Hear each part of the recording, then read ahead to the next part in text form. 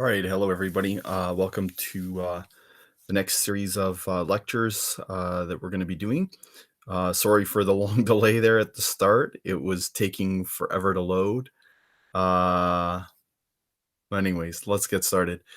So in the last couple of classes, you guys have been looking at an introduction to liberal internationalism and the other forms of internationalism as well. Um, and you've taken a look at the United Nations as an institution or started to do some research about what that is.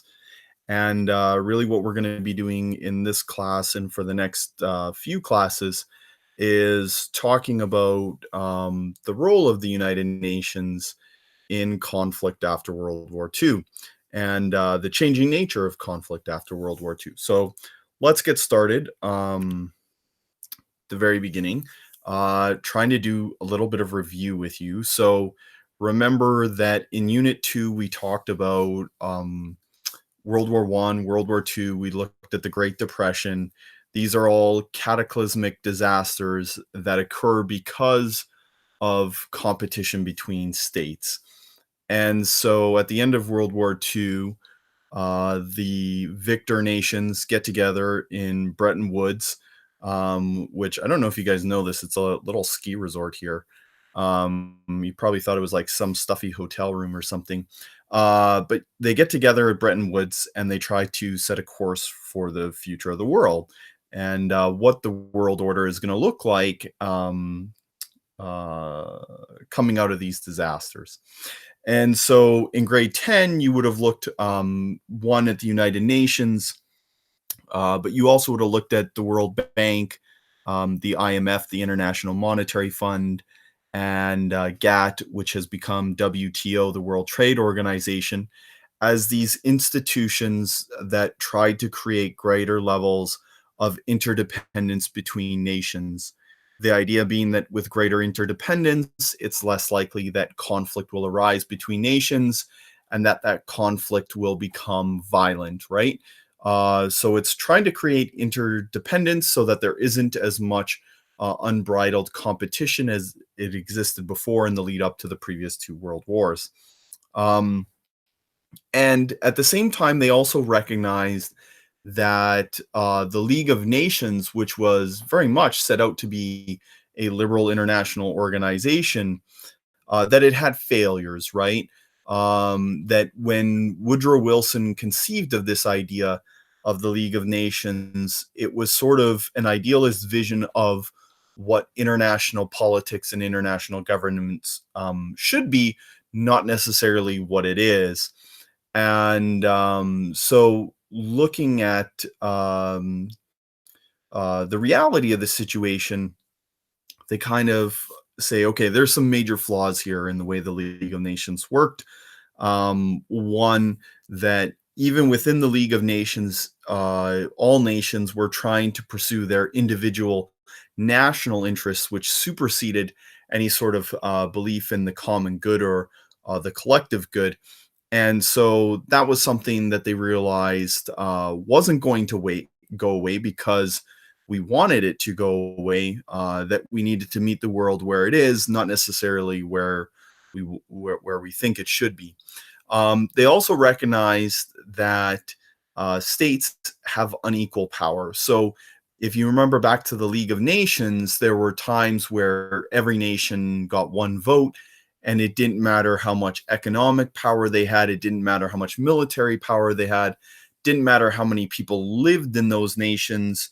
And so that was a little bit problematic, that the League of Nations didn't recognize that different nations had different amounts of power. And the two primary nations who kind of stuck it out the longest, the British and the French, they kind of used their power to get what they wanted anyways. And so the League of Nations should have reflected that. And so they thought, well, when we create the United Nations, um, we've got to kind of think about this. And the other thing that you'll remember from uh, the lead up to World War II was that there was no real reason for powerful nations to stay at the negotiating table. The League of Nations was kind of seen as this victors club, and if you weren't a victor, why belong? What are you going to accomplish by being a part of this organization? So that gives you hopefully a little bit of review into what we're going to talk about next, which is the Security Council. And the idea behind the Security Council inside of the UN is that its goal is to maintain international peace and security.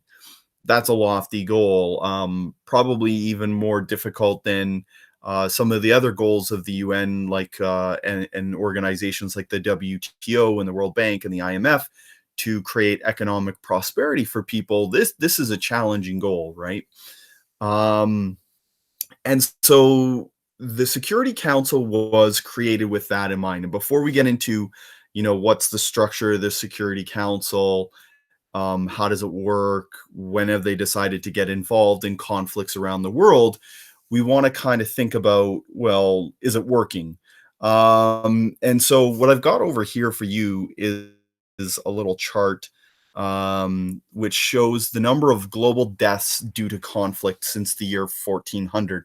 Now, this isn't in absolute terms, because you know that with the invention of things like machine guns and bombers and stuff like that, that World War II was far more catastrophic than wars in 1500.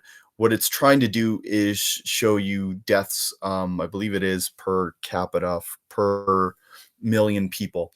And so even if we scale it down to that regard, you can see since World War II ended, there has been a decline in the number of deaths. And so there's people who would look at, hey, the Security Council and the United Nations has done its job in maintaining international peace and security. Like, the numbers speak for themselves. There's other people who would look at this and they would say, you know what? This kind of misses the point because we have these things called nuclear weapons. And oh, by the way, we're really close to annihilating our entire species because of their existence. And this is where you would see things like there's something called a doomsday clock. And I got a link for you here. If you go, you can click on it. I believe the way it works is that the closer you get to the clock striking midnight, the closer we are to all humans dying on Earth. And this was a clock created by atomic scientists to try and educate the public about the threat of nuclear warfare and nuclear weapons. And if you look recently, it's down to 100 seconds from midnight. So like a minute and a half. And you might go, well, it's not the Cold War anymore. Why does it keep getting closer to midnight? And there's interesting things that have to do with, for example, many of the international intercontinental ballistic missiles, the ICBMs, that are in places like the United States or in Russia. They're run off software and technology that's from like the 60s and 70s. And basically, it's fallible. It's not a perfect system. And so they're worried that accidentally one of these missiles might go off and the other country might have a retaliatory response. So the likelihood that that will happen is actually going up as this technology gets older. And then there are some other people who would say, you know what? The Security Council hasn't maintained a peaceful world. It's actually these other trends in society that are making us more peaceful. And I got a link to an article there where basically the author talks about how, look, what makes people money in the modern world is actually things like ideas. And because ideas give you money, you can't really conquer an idea in the same way that in 1940 you could conquer land. And with the land came the people who worked in your factories, came the food that fed your people, and it came the resources to fuel your factories. Those things aren't as important anymore. It's ideas that make you a lot of money. And so for that reason, wars have declined. There's lots of different theories. Depending on your perspective, you could find something that aligns with it. So let's talk about the structure of the UN Security Council. So remember that They wanted to create, the original creators of the United Nations, they wanted to create an organization that would facilitate negotiation and diplomacy, while at the same time recognizing that there's imbalances of empower or there are power imbalances that exist between different member nations, and so each nation shouldn't be given the same weight. And so their solution was to create 5 permanent veto members. And the idea being that we want to recognize that some nations are just more powerful than others. And so we want to keep them in this organization and we want to give them a reason to stick around. And so we're going to do that by giving them veto. And what a veto is it means that if everybody else agrees on something and you disagree, so it's 14-1, but you have that veto, you can stop anything from happening. What usually is required is a consensus amongst the 5 permanent members. They all have to be in agreement for things to pass. But if they do all agree, then it's a majority vote and resolutions can get passed by the Security Council. So what kind of resolutions can they pass? Well, they can try to promote peace by putting economic sanctions on nations that are aggressors. They can sanction the use of military force. So if the Security Council decides, it might say, you know what, this country is in violation of international norms, and we authorize the use of military force by other nations to make this rogue nation fall into line. Okay, so they could basically give diplomatic legitimacy to the invasion of another country. That's essentially what it is. And they can also sign treaties and force negotiations. So if a nation is acting aggressively, they could compel that nation to enter into negotiations to find some sort of resolution. And they could be involved in the creation of treaties as well. So basically, they decide what happens when other countries decide to intervene in other nations' affairs. And so, for example, one nation attacks another nation. What do you do then? So it is interesting that Canada is trying to apply for a non-permanent seat on the Security Council. So every few years they'll have an election, and members from different regions of Earth can put forward candidacies, and then the countries from those regions, or actually the General Assembly, sorry, votes on who will become a non-permanent member. So it will be interesting to see what happens. Canada joined that push kind of late. So I give you another chart here, and what this chart is showing you is they took all the great powers of the world, and then they said how often or how many of the great powers of the world were fighting with each other at the same time. Okay, so they were in conflict with each other. And what you can see is after World War II, great powers didn't really get involved in direct conflict with each other. Whereas if you look back around like 1600, they're always getting in conflict with each other.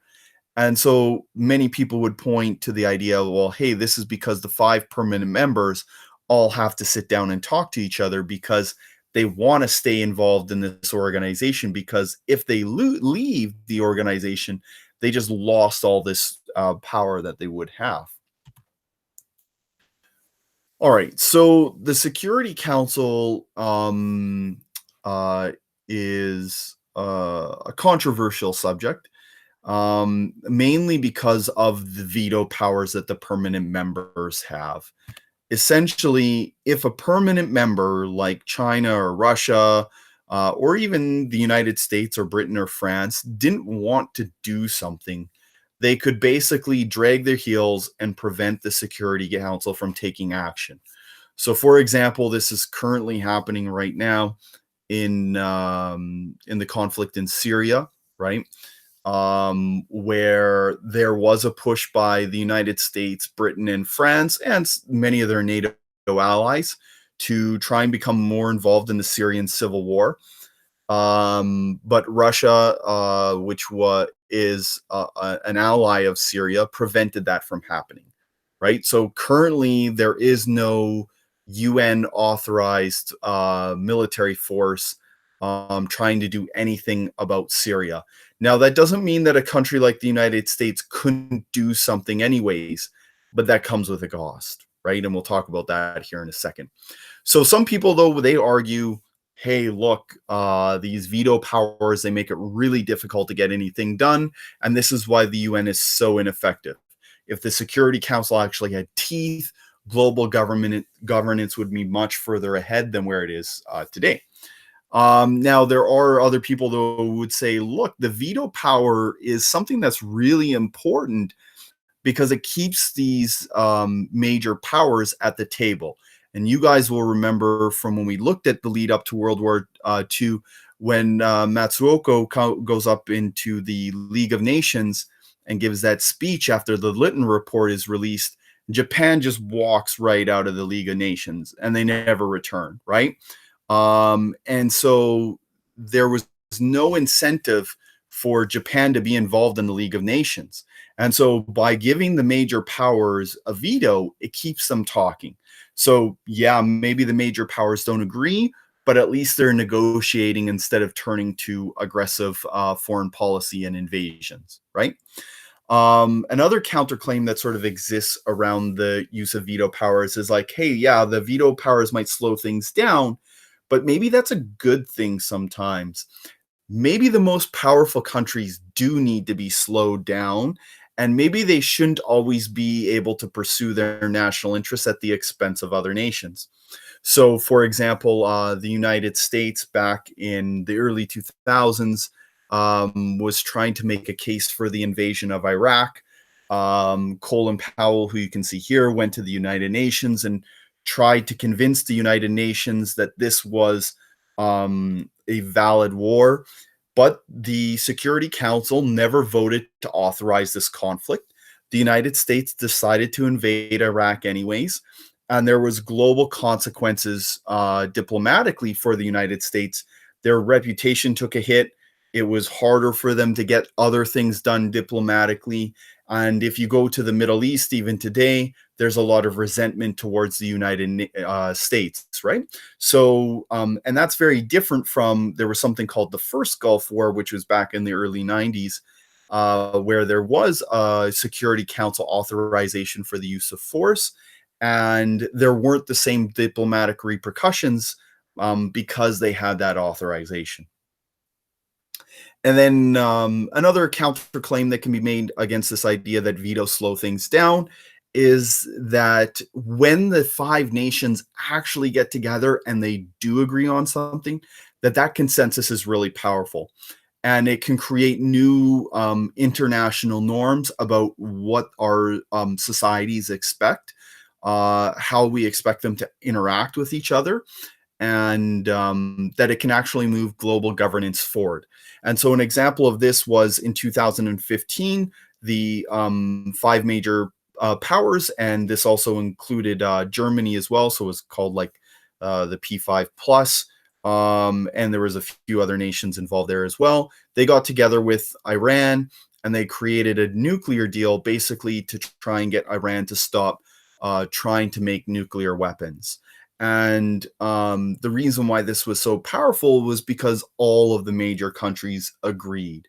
And eventually, the United States, with upon the election of Donald Trump, decided to back out of that nuclear deal. But that's a long other aside. Okay. All right. So some people talk about how because of this, the Security Council needs reform, right? The idea being that there are some unusual things here about the Security Council. So you'll remember from your research in the last class that there was China, Russia, the United Kingdom, Britain, and Britain and the United States, right? Or I think I might have missed something. Maybe France was in there. Anyways, that there's some unusual things. So, for example, Germany is now the most powerful economy in Europe, and France is sort of a declining power. And so why is Germany not on the Security Council and France is? Yes, that made sense in 1945 at the end of World War II, why Germany wasn't there, but doesn't make sense today. And if you try to replace Germany or France with Germany, why would France ever agree to that, right? They have this tremendous amount of power. Why would they want reform?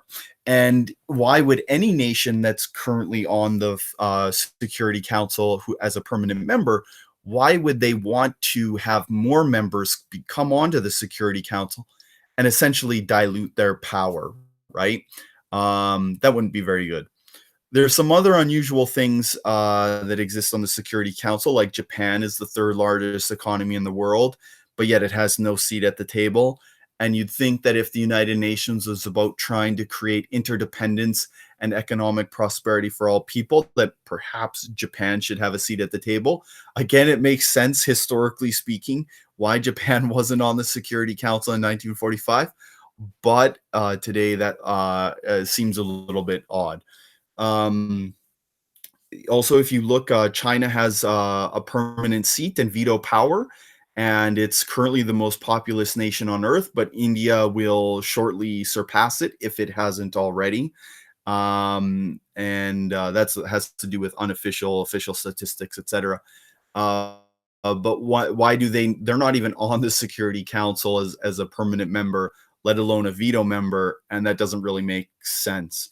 Um, and finally, there are a lot of regions that are not even in for consideration, like the Middle East, like Africa, like South America. And so a while back, there was this push of there's these countries called the BRIC countries, and then that was expanded. Anyways, there was a push at one point to maybe Brazil and South Africa to get onto the Security Council. And at the time, those were kind of like model democratic nations within each continent. But what's happened in the last 10 years is that Brazil has moved towards authoritarianism. Um, their current president, Jair Bolsonaro is seen as somebody who is starting to move the country away from democracy.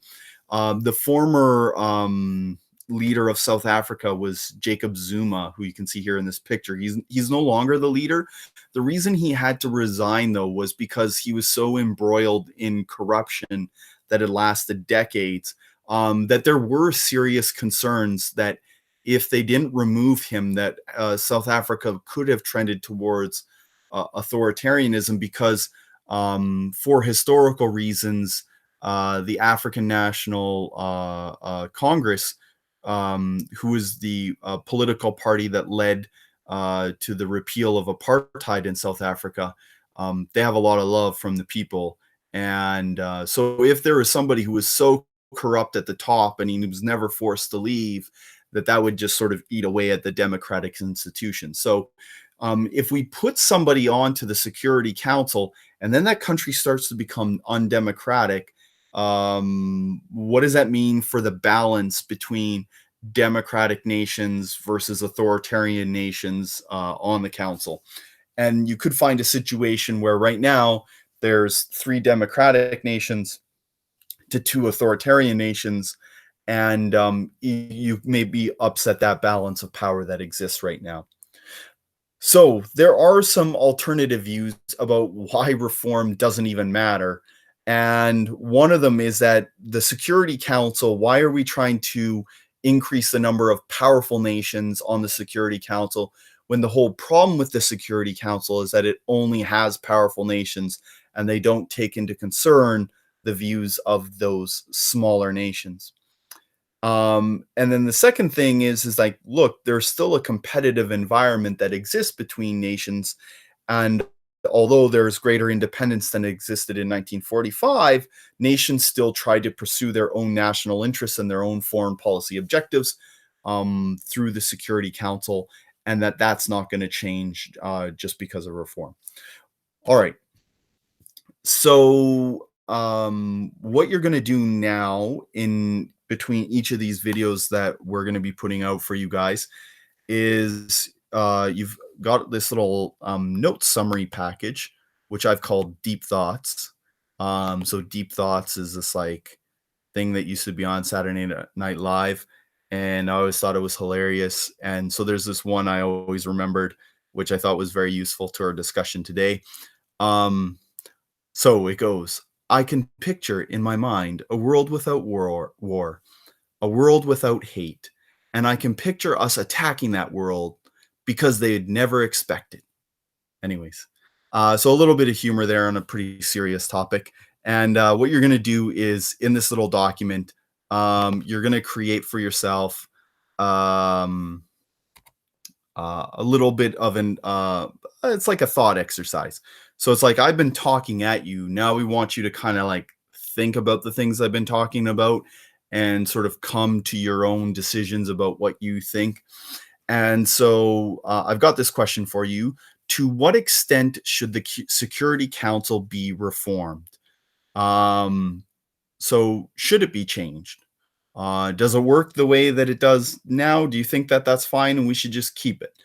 So I want you to think about what should the Security Council look like, and whatever your answer is, please just justify why you think that. So you write that down in this little space here. I want you to think about who should be included on the Security Council. Why? Should anybody have veto power? If some countries should have it, why should they have it? What would make you lead to that belief? And then how do you think decisions should be made? Should decisions be made on a majority vote? So if it's 8-7, that's okay. Do you think it should be like a super majority vote, like 11 to whatever 4 or something like that? Or do you think they should be making decisions based on consensus that everybody should have to agree? So whatever you think the Security Council should look like, you're going to plop that down there. And you're going to take a little break from these videos. We'll come back with a little part 2, and that's where we'll pick up. All right. We'll see you in a bit as you get answering that question.